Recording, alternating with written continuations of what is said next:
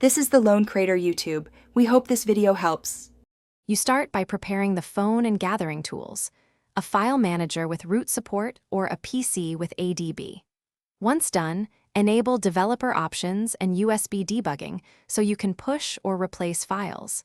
Make sure you have a full backup and note your current charging animation file name and location.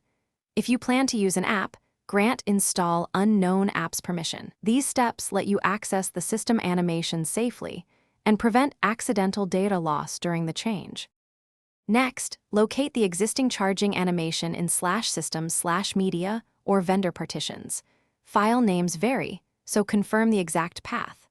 Once found, copy your new animation files into the same folder using a root file manager or ADB push command.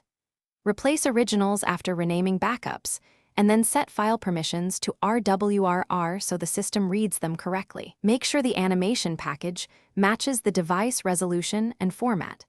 Otherwise, the phone may default to the stock animation. Finally, reboot to verify the new charging animation appears when you plug in the charger.